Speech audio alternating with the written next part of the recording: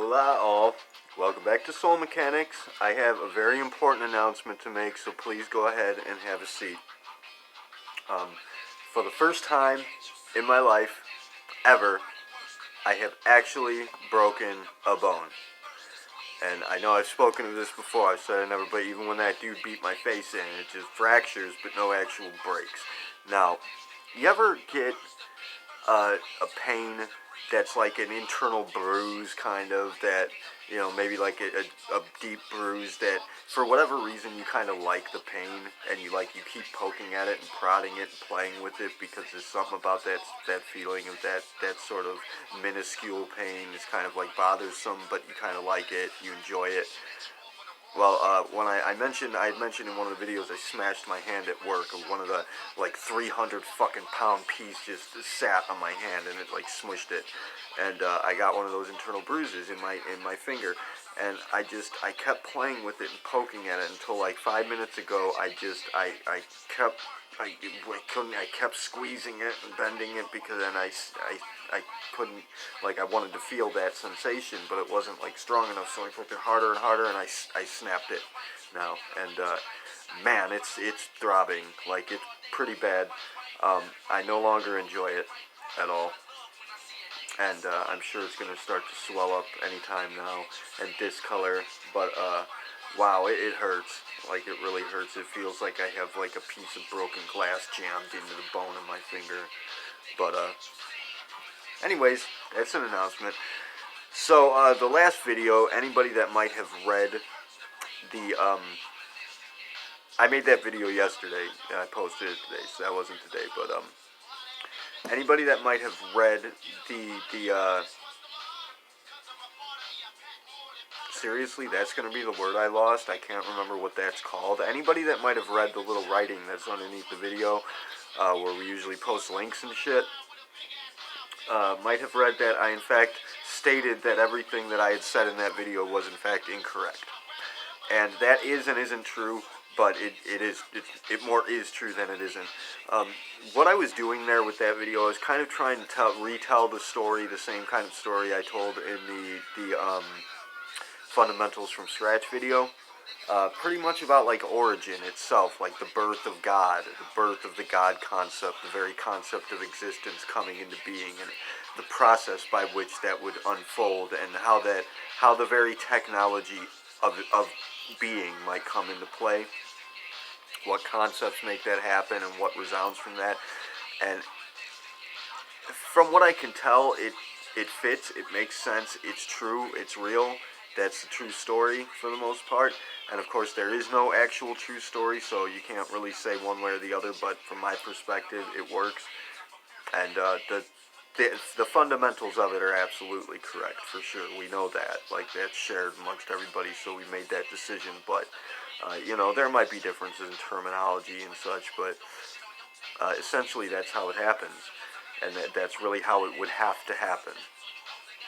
But the thing is that what I'm doing there is I'm trying to give it a time frame so that we can understand it from our perspective as people. We require a time frame to tell a story, past, present, future, you know, the beginning, the story, the ending. We require that in order to effectively understand it as being a story unfolding, but that's not how it actually would happen. What is actually happening is that the three dimensions that come into play, the catalyst events, the elements, the entirety of it, the values, spurning concepts becoming, you know, resounding factors that reflect upon each other and create aspects, the three dimensions coming into being, illusory factors coming off of one another, all of that would unfold instantaneously.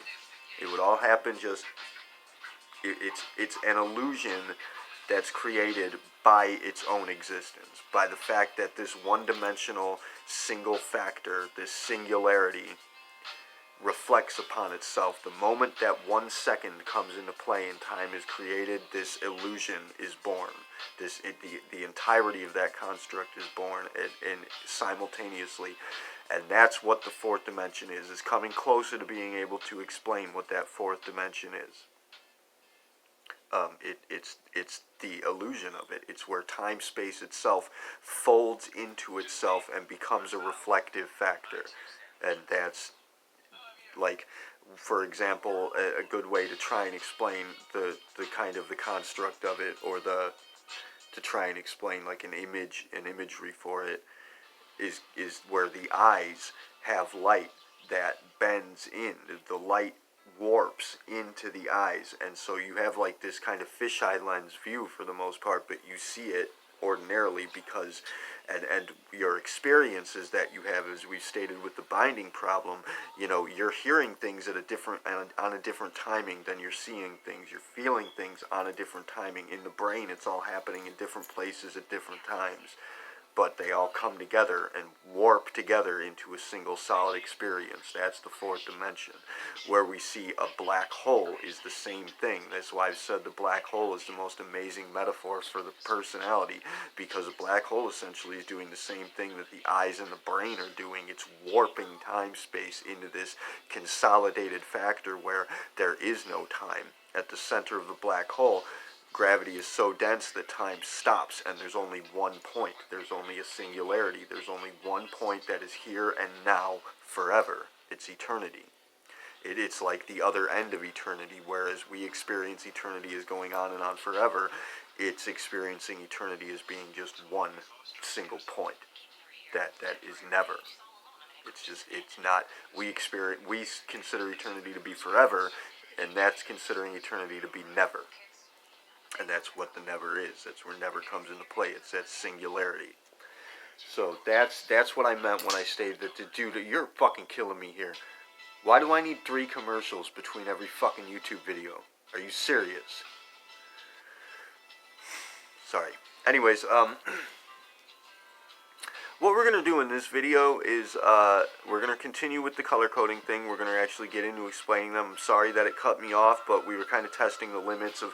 It seems that just any digital camera really has a certain spatial limitation as to how long it will record in one shot, and it's around about 4.2 gigs or so. So watch out for that, anybody that's making videos. For me, it was what was the last video? I think it was like 33 minutes or something, but that could differ. The time of it could differ. Like, my time's going to be a little off from other people's, obviously, for various reasons, but it is going to be that 4.2 or roundabouts 4.19 gig area. So yeah, sorry it cut me off. I did just get into reds, which we'll re-explain here, but something else that I'm going to do is take on, kind of contend with the most powerful force in existence, the most titanic and immense being that exists. I'm going to take it head on and try to bring it to its knees and take it down right here. And that titanic creature, of course, is you. So, what we're going to do here is try to prove to you that you, in fact, do not exist. Now, obviously you exist, right? You're here, you're watching this video, you exist.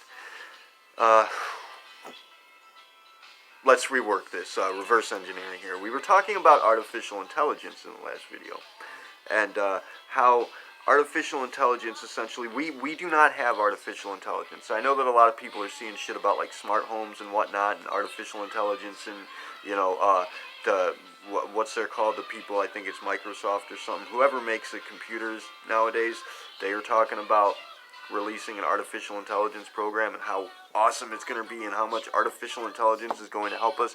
They don't have artificial intelligence. We're far from it, honestly.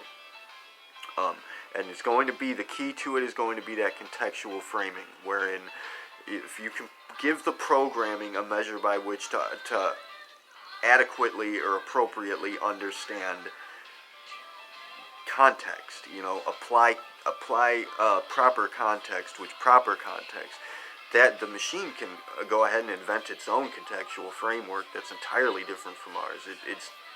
Context is an experiential factor. So what we need for it to do is be able to understand a human context, essentially. To understand it, to recreate it, to actually appropriate its own contextual framing. And that's something, like, I have no idea. Like, I'm not a computer programmer. I can kind of see how computer programming works slightly, and I would have to say that I have no idea how you would go about doing something like that. Obviously, I'm a moron where it comes to that. I'm a fucking idiot. I have no idea. Like, I barely understand how HTML works, and I can do a little bit of hacking, but that's like using programs and shit. Like, I can use software, but insofar as regards programming software, program the hardware, that's beyond me, and I have no desire to learn at the moment. So, I mean, even for somebody who's a genius at that, that's going to be a very difficult factor, because, I mean, obviously that's creating life, really. That's something God did. Like, how the fuck are you going to program context? I have no idea, but I'm not going to go on and on about it. But as I stated, we don't actually have real artificial intelligence. We can program virtual intelligence, a VI system, which essentially is like copying a personality, making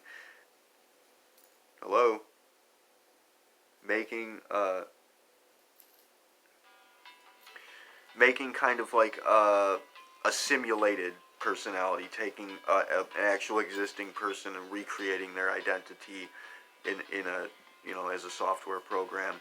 I think we can do that, but again, that because it's going to have its own personal contextual framework. What we need to do to create artificial intelligence is create a system that can actually change its understand context as it happens and put things into context based on the experience that it's having. And essentially being able to do that would be what creates the actual experience itself. That what we're trying to get at is creating a program that can experience rather than just run a simulated program. It can actually have a real experience. And we'll get there, I'm sure. It's not impossible. It is, it's been done, and it's been done. We know that it's been done because it's happening right here. You are it. You're an artificial intelligence. We are artificial intelligence. Real intelligence is the actual consciousness that exists in all things. And the reason that it's real intelligence from a programming perspective is going to be that it's not really programmed, that it is free, that the sense of context that reality itself has is only defined by the happening reality as it stands. It's only defined by its own experiential resume, I suppose you could say. And basically the context that we have as human beings, it's defined by our brain, what's contained in the brain and the programming that's happening in the brain. Our sense of context is defined by subroutines, and routines and subroutines, habitual performance patterns. So yeah, the brain and the chakra system, the nervous system, essentially the microcosmic catalyst event system, it's programming. It's, we have a personality that we've created by developing a pattern of values, a value system. So we're not unlike robots. We are robots. And when we create robots, the same thing as when I spoke to, the simulated reality thing, wherein we create simulations that are so much like reality because they're in fact based on reality. We just didn't really know they were. Like, we thought that we were creating something that existed within reality, or in a manner of speaking, kind of separate from reality, but that's not actually possible. Everything that you do is going to be based on the greater macrocosmic scale of it. So, that it's just, whatever you create is going to be based on the larger model. You can't get out of that. It's because that's the only paradigm you have to work with. The ultimate absolute situation paradigm, which is where we're trying to get to. We're trying to identify that. It's not like we're trying to create it. It exists. It existed the moment those catalyst events came into play. The moment that the first cause happened, that first second, that 1 second happens and time is created, we have an ultimate absolute situation. So it's there. It exists. We just need to identify it. That's what spotters have been trying to do forever and ever and ever. But the problem is that aspects come into play when one person has an idea of an absolute situation. Somebody else is going to disagree to some extent or another. There's always going to be a differing value in play based on their experience. So, yeah, that's a problematic scenario there. But ultimately, you are an artificial intelligence. I'm an artificial intelligence. We are running intelligence through us, but we are a program. Our personality is an artificial intelligence program that's run on consciousness, that's processing consciousness through its programming. And so what we try to do with this is we developed the color coding personality profiling, because the simpler that you can get things, the very simplest that you can get a schematic is going to be the baseline property. The absolute situation is going to be the simplest possible measure by which to address it. And so the color coding scheme, that's the simplest way that we can find so far. And then coming off of the color coding, the initial 3 colors we have, like we want to use, I want to use the horoscope because I think it's accurate. Some of the other foundation members don't think it's accurate. I do though. And we use numerology because that's very accurate. So we have layers that come off of it. We're still working on that. That's a schematic we're all working on together. Again, this is for Innocent Baku. If you want to get involved, please do. If you know anything about profiling, or you know anything about, any profiling measure, the zodiac signs, fucking numerology, we want to use the archetypes, obviously, are going to fit into play there. If you want to work on it with us, please do. Go ahead and present anything that you know. Just jump in the fucking Remnants program, or even on the status page, and just present anything you want to, man. Anything. Ask any questions you want to, and, get our people active. Inspire people to start acting. Obviously, you see that we haven't had a lot of action lately, but we need to. It's summertime. It's time to get up and fucking move. Ow! Fuck, that hurts. It's time to get up and move, people. Anyways, the color coding. Firstly, again, we have the reds, which are empathic. And what I want to speak to here is really with this video, the kind of proving that you're not real, that's an ongoing process. That this is just, I presented it here, but it's going to be something that's continuously happening. And I'm sorry that I kind of have to erase you there, but it's necessary. You're going to have to get to that point, in order to move forward from there, which there is a forward to move from. Or to move to from there. So, but what I want to do with this video is give you guys powers. I want to equip you all with superpowers so that we can start fighting back and make this summer a tough one. Fighting back against that division complex and that, the maniacal schemes that are kind of holding us all back.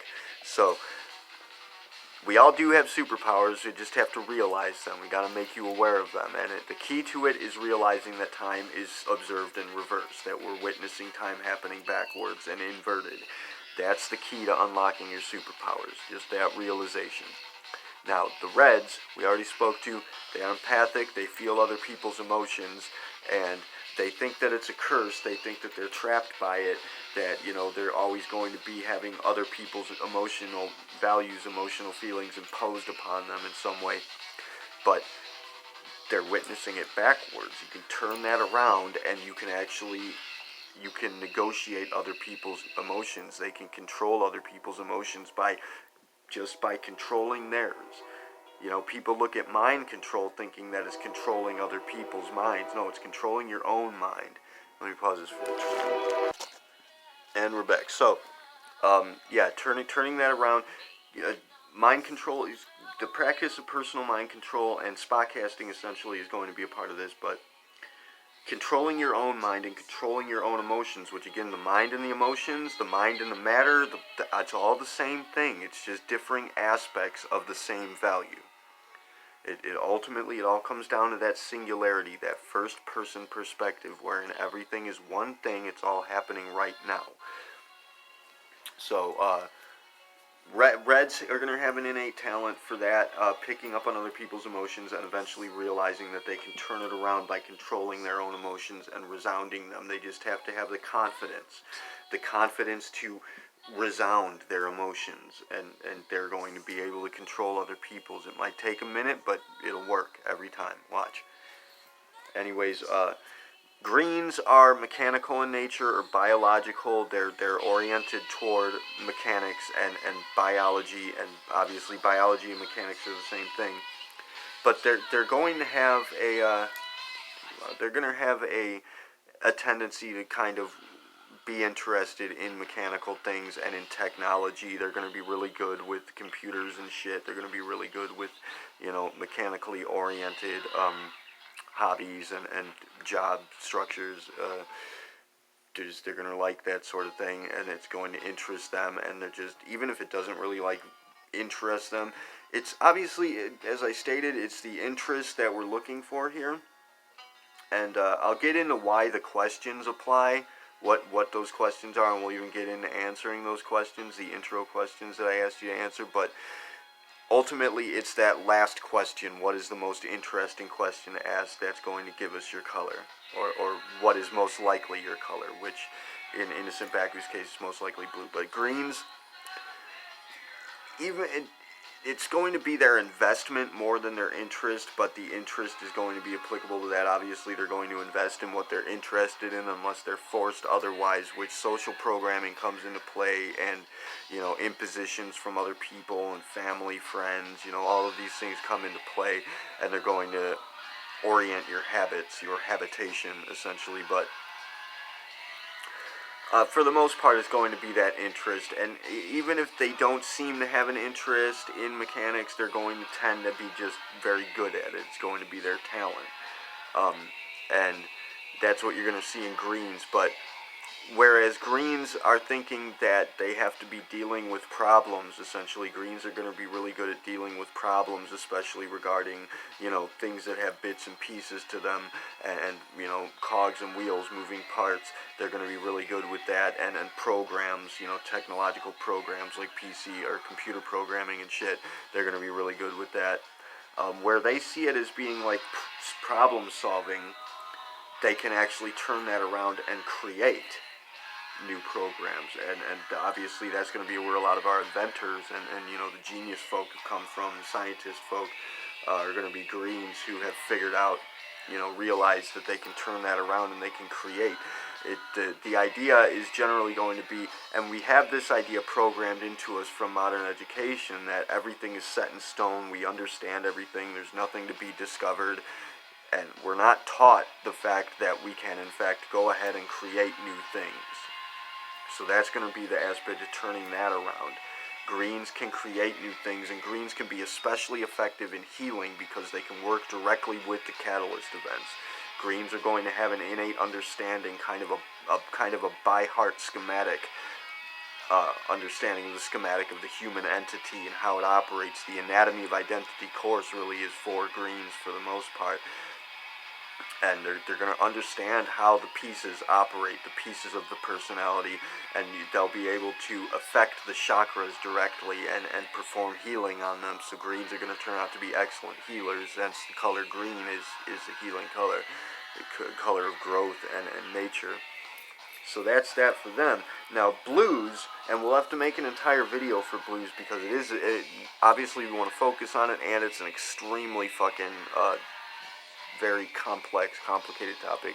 But blues are psychological, intellectual in nature. They're going to be the ones asking why all the time. They're going to be the ones with the most questions. They're going to be the ones who want to understand everything and are, philosophical and intellectual, and not intellectual in the sense of like mathematics and shit like that, but intellectual in the sense of understanding. They want to comprehend things, and they're going to be very good with communication. They're going to have a deep interest in communication. They're going to be your authors. They're going to be your philosophers. They're going to be this sort of person.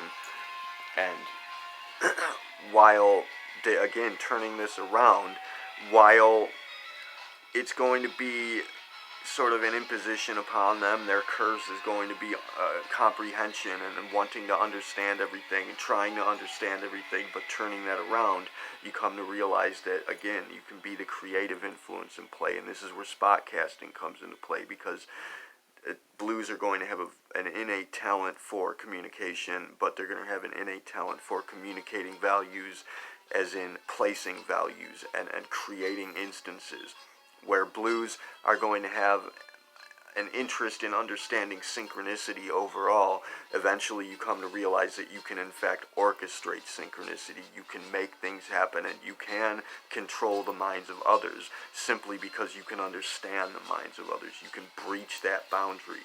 The boundary that we speak of, it's a personal thing. It's not just the edge of our overall comprehension, but it's going to be the edge of your comprehension, the edge of your personality. Blues have an innate talent and ability to breach that threshold and actually step into other people's frameworks and understand them, so much so to an extent where they can actually maneuver them.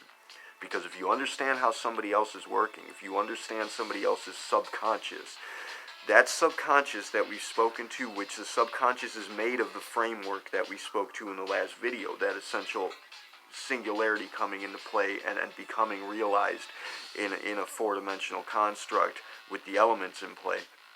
That's going to be the schematic for how the subconscious is built. And if you can understand the subconscious of another person, that subconscious is like that subconscious is the operating system. The value system is the operating system insofar as concerns like if you want to look at things like a computer game or like a computer system, that subconscious aspect, which again is actually the conscious, awake, alert aspect, that's the operating system for the most part. That's going to be the phone. The subconscious value system is the phone, while what you are, being that artificial intelligence that's applied to it, you're the apps. Okay, that's basically what you are. Your personality, as you know yourself, as you understand yourself to be, you're the apps that are downloaded onto the phone, while the phone is the perpetual self, the underlying the subconscious value system. If you can understand that value system, which blues have an innate talent for doing, you can actually make use of it. You can alter the programming in it, and you can cause for routines to run at certain times, and you can orchestrate synchronicity for other people. Obviously, this can get to be a very dangerous thing for people who are careless and even, what we'd consider to be bad, or people who've gone wrong.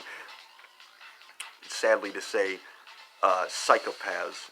Most psychopaths are going to likely be blues that are just kind of broken and don't really have a sense of empathy. Obviously, everybody's going to have all of these abilities to a certain extent or another. When we speak to the color coding profiling, that's speaking to people who have that innate, inherent drive for it, the inherent ability that, they're going to be best at this certain thing. It's not necessarily the only thing. Everybody can make use of all of these, and we're going to teach you how to make use of all of these. We're going to give you that programming, and hopefully we're going to turn you around. Everybody that's watching, especially Innocent Baku, but everybody that's watching, we're going to equip you with all of this shit. We're going to turn you around and have you fight back against this division complex, and especially psychopaths. We'll get into that. There's a fourth color that we need to speak to, but that's a different video. We can't add it to this one. We're out of time anyways.